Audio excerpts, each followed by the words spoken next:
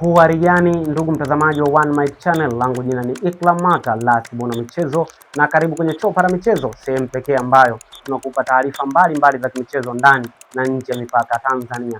Kubwa zaidi ambalo tuko nalo leo hii ni klabu ya Young Africans imeandikia barua bodi ya ligi kuhitaji ufafanuzi zaidi kuhusu matukio au adhabu ambazo zimetolewa na kamati ya saa 72. Kupitia afisa habari wake wa klabu ya Young Africans Ali Shaban Kamwe amesema kwamba wameiandikia barua bodi ya ligi kuhusu matukio mbalimbali likiwemo tukio la Suleiman Mwalimu, mchezaji huyu mshambuliaji wa klabu ya Simba ambaye alifanya kosa la kumpiga kiwiko mchezaji wa Dodoma Jiji, mechi ambayo ilichezwa pale uwanja wa Jamhuri Dodoma, na hivyo adhabu yake ilikuwa ambaye amepatiwa ni kufungiwa mechi 3 pamoja na faini milioni 1, ambapo afisa habari wa klabu ya Yanga amesema kwamba ni tofauti na wachezaji wengine ambao wamewahi kufanya makosa kama yake, akiwemo Ibrahim Baka ambaye alifanya kosa kama hilo dhidi ya mchezaji wa Mbeya City katika uwanja wa Sokoine pale jijini Mbeya. Jambo la kwanza ambalo uongozi wa klabu ya Young Africans umeliandikia bodi ya ligi tukihitaji ufafanuzi ni kuhusu adhabu ya mchezaji Selemani Mwalimu. Mchezaji huyu kwa mujibu wa kamati ya saa 72, taarifa yake ambayo imetokwa, mchezaji huyu amefungiwa mechi 3. Mchezaji huyu amefungiwa mechi 3. Lakini sote sisi ni mashahidi, msimu huu wako wachezaji 5 ambao wamefanya makosa yanayofanana na mchezaji Selemani Mwalimu. Lakini wachezaji hawa 5 akiwemo Ibrahim Baka wa klabu ya Young Africans, akiwemo Vitalis Mayanga wa klabu ya Mbeya City, akiwemo Alassane Kante wa klabu ya Simba, Jonathan Soa wa klabu ya Simba na Khalid Aucho wa klabu ya Singida Black Stars. Wachezaji hawa 5 wamefanya makosa yanayofanana na mchezaji huyu Selemani Mwalimu. Lakini tumeona kamati ya saa 72 ikihukumu kwa kanuni tofauti juu ya adhabu za matukio yao.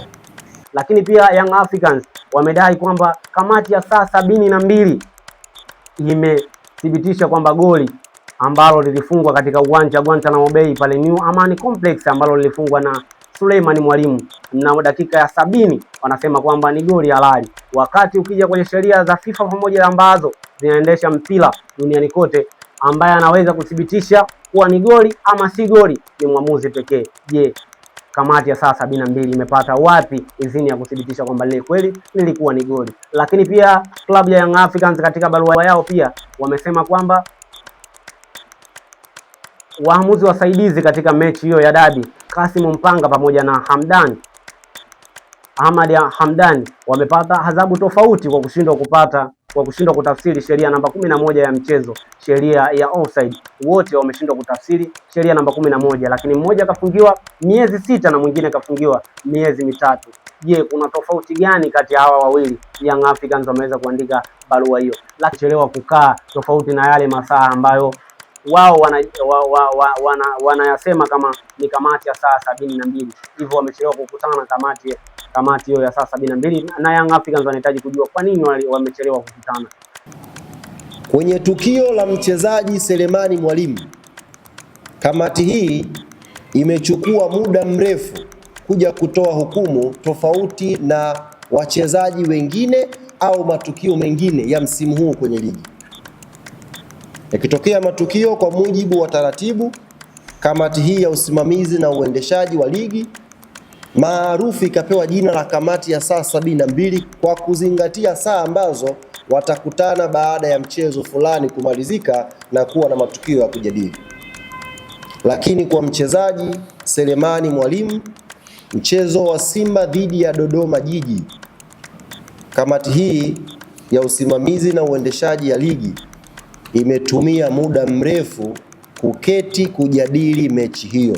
Lakini pia Young Africans imedai kwamba katika mchezo wa Simba Sport Club dhidi ya KMC, mwamuzi msaidizi katika mechi hiyo alishindwa kutafsiri sheria namba 11 ya offside na Suleiman Mwalimu kufunga goli la offside, yeye hajapata adhabu yoyote. Inaonekana kama hii kamati ya saa 72 iko na upendeleo. Lakini pia CRDB Federation Cup iliendelea hapo jana kwa michezo mitano tofauti kupigwa katika viwanja vitano tofauti. Tukianza kule Ruangwa Lindi, ambapo ulipigwa mchezo kati ya Namungo Football Club katika hatua hii ya 32 bora.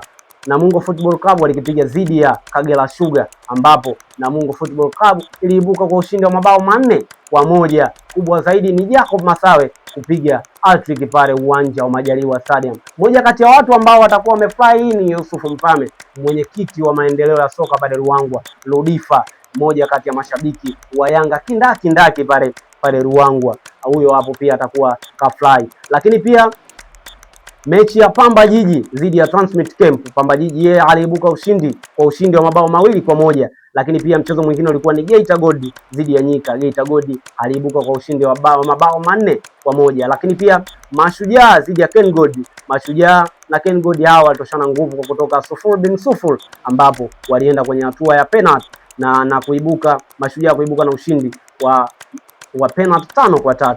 Lakini pia majira saa 1:15 usiku pale uwanja wa Meja Jenerali Samuel, Simba alikuwa anakipiga dhidi ya B19, ambapo Simba waliibuka kwa ushindi wa mabao 2-0, ambapo Inoloemba alipatia goli la kwanza katika kipindi cha kwanza na kisha Clatous Chota Chama kuja kumaliza goli la pili katika kipindi cha pili. Lakini kwingineko kimataifa, jana bwana, Newcastle wamelazwa pale na Man City kwa mabao 3-1. Newcastle akiwa nyumbani pale bwana. Pep Guardiola na Man City yake wamezidi kuichakaza Newcastle, ambapo wamekutana katika mwaka huu, wamekutana mara 4 mfululizo na pia kuifunga Newcastle imefungwa mara 4 mfululizo katika mashindano 4 tofauti. Hivyo yani kufanya Man City kuifanya Newcastle kutolewa katika FA Cup dhidi ya Man City. Lakini pia leo hii majira ya saa 4 usiku kutakuwa na dabi pale kati ya Inter Milan pamoja na AC Milan katika Serie A pale Italia. Hii usipange kukosa. Langu jina ni Ikla Mata Last Bono Michezo, na ulikuwa nami katika chopa la michezo, ambako nilikuwa na kuanikiza taarifa mbalimbali za michezo ambazo zimejiri katika weekend hii.